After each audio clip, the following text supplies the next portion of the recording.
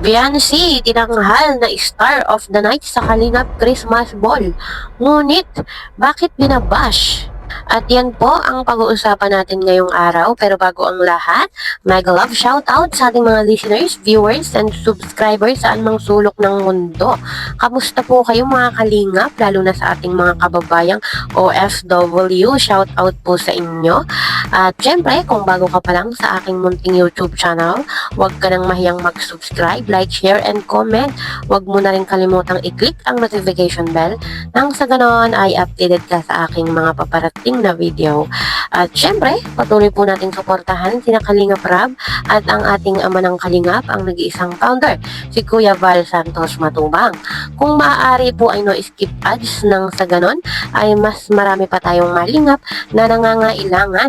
At konting paunawa po, kung maaari ay tapusin niyo muna yung kabuuang video nang sa ganon ay akma ang ating mga komento.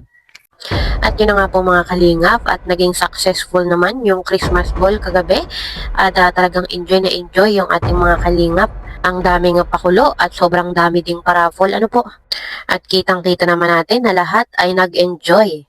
At ang ganda at ang pupogi ng bihis ng ating mga kalingap, lalo na nga po ang ating mga love team, sila Joy, si Viancy at si Carla. At kung napanood nyo nga po dun sa live ni Kuya Bal ay kompleto ang ating mga Kalingap Angels. Ganun din yung ating K-Boys.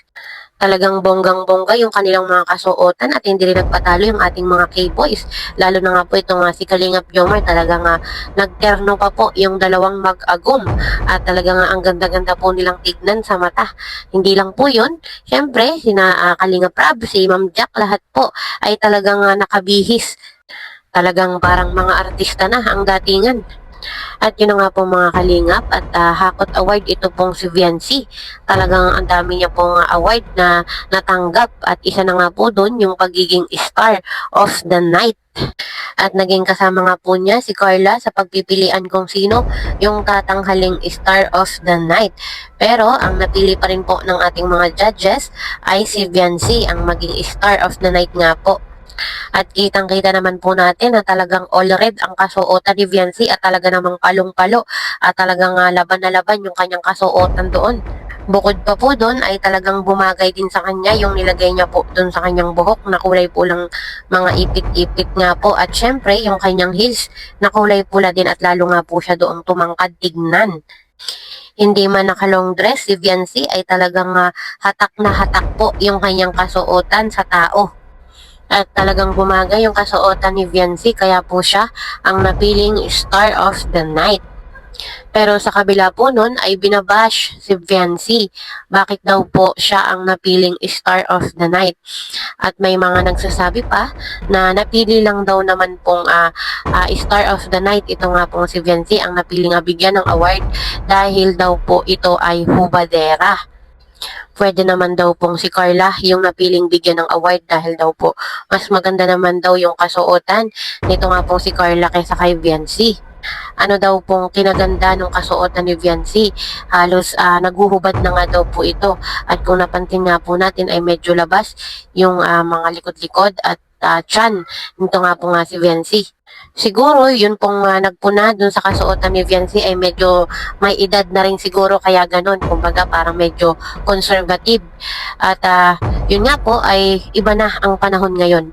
Kumbaga po ay Gen Z. Katulad nga po nito nga si Viancy, nila Carla.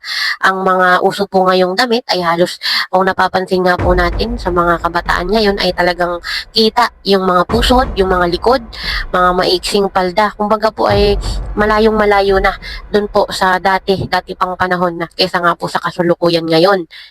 At yun po, yung mga ganong suot ang uso ngayon, ika nga. Kumbaga ay siguro ay dahil yun ang uso, yun ang isinuot ni Viancy.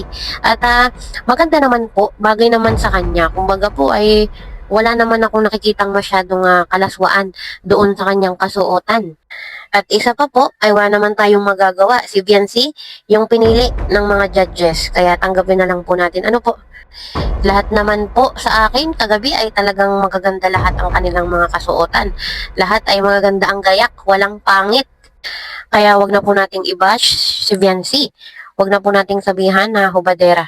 Nakikiuso lang po, siguro naman yung bata, kaya ganun yung suot. Hindi naman siya ganun kalaswa. Kaya tanggapin na lang po natin na siya talaga yung tinanghal na star of the night.